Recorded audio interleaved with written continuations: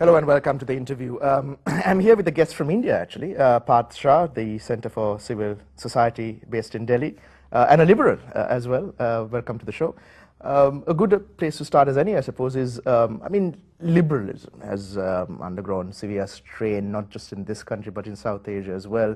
It's ironic, actually. I think you're in Sri Lanka for a meeting of liberal thinkers, but we don't seem to see too much of liberal democracy in this region, in South Asia, particularly over the past couple of years. Parth, I mean, is there a crisis? Is it a disconnect between the thinking and the writing as opposed to the actual governance in these countries?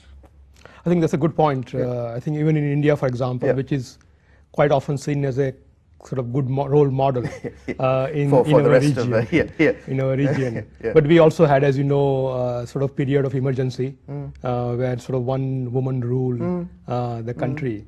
I think in that sense, even in India and across our region, there has been a lot of ups and downs. Right.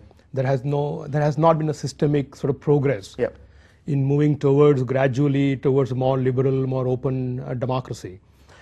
And I think one reason for that probably is that liberalism requires a lot more tolerance on the part of people, particularly in the part of people who are higher up in the society, either in politics, in other areas of life. Right?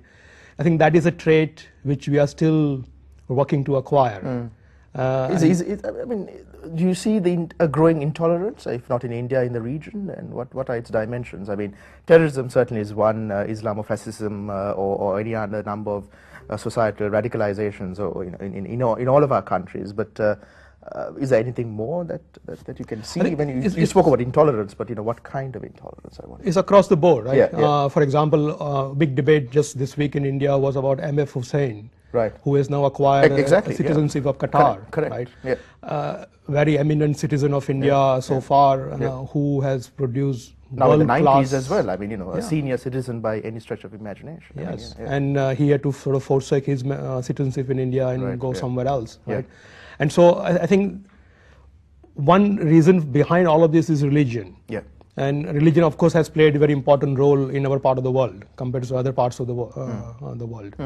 And I think religion, in a sense, has become one upmanship, right? So if one religious group protests against something that they are offended by, and they demand an action from the government or society, then other group feels that now they have to demand something even higher, right, to keep up with the other group. And I think this kind of competitive religion sort of sentiments have created an environment which has undermined the building of liberal ethos in the country. Shashi Tharoor, who is now in government, but lots of us encountered him as an author.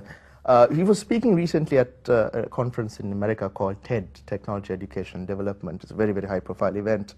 He gave a wonderful speech, and one of the points that he made during the course of the speech was that soft power, and suggested that India was a model of soft power in terms of your cuisine, in terms of your film, in terms of the export of culture. He talked about Bollywood films being watched in Africa and in Tokyo, and certainly the food, which as an industry in England, in Britain, I think has more people in its employment than many other industries. So exactly, the tikka. So I mean, do you agree? I mean, do you agree that in that sense, I suppose, India does stand for a model that should and could be emulated? Yeah, the soft power has been a very important part of, I think, the progress of India globally. Right. The reason why people are now actually has India become, in a sense, the flavor of the metaphorically talk, across either TED or his World Economic Forum, right? And soft power has played a very important role in the rise of India. But you seem to suggest that there is intolerance on the ground. So is that global? Is it a veneer on serious systemic issues that are still unaddressed? I don't think it's a veneer. I think it's just the competitive forces, right, within the society. So there's one part of society which is far more liberal, which is open to outside cultures, taking the best from that culture and then reviving and regenerating their own, right? Which in a sense India has done for the last 5,000 years, and in some way quite successfully, given the various invasions India has sort of faced over the history, right? And at the same time, there is this religious competition, which in a sense has worked in a perverse manner as opposed to in a positive manner, right? To give an example, Kerala, for example, the state in India, has the highest rate of literacy, Sure, yeah. right? And the reason for that is not any state action, but the action by various religious groups. So even before independence, Christians who came to establish themselves in Kerala began opening schools, right?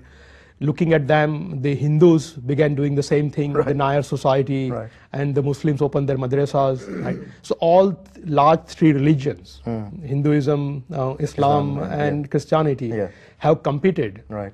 to attract followers Right. by offering them something they would like. Now, is that the same case in West Bengal? Because I think West Bengal also has a very high literacy rate, or is it? Is it No, it's actually quite the opposite. Oh, really? Okay. Which is interesting Exactly, commentary yeah. that both Kerala and West Bengal have had sort of more left-leaning Marxist governments. Right. One state has done quite well in literacy, other Right. state actually is pretty much at the bottom of the country in a Yeah, sense, West yeah, Bengal, yeah, right? yeah. And so that explains it's not the state action Yeah. which has resulted in a high rate of literacy, it's largely the civil society action.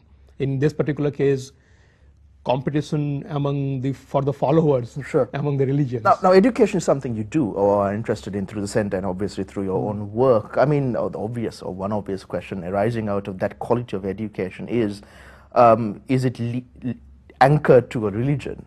Is it the kind of civic education that a citizen would require to be a part of India and to identify yourself as an Indian? I mean, can there questions be raised about that quality of education, or has it been the case that, as you said, it's actually contributed to a high literacy?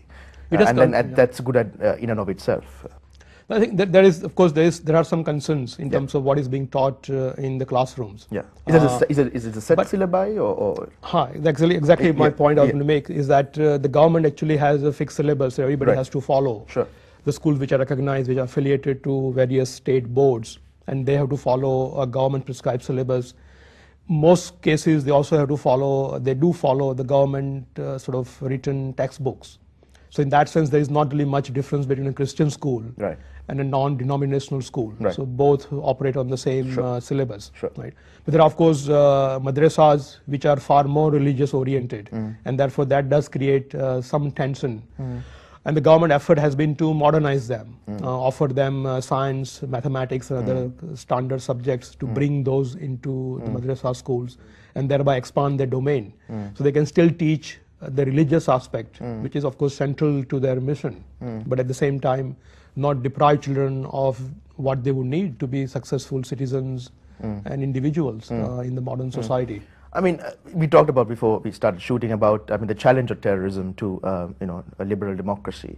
And it is a contested point. I mean, Sri Lanka is a case in point where we have been in some quarters and by some in government proposed as a model to eradicate terrorism of the nature that was the LTTE around a year ago.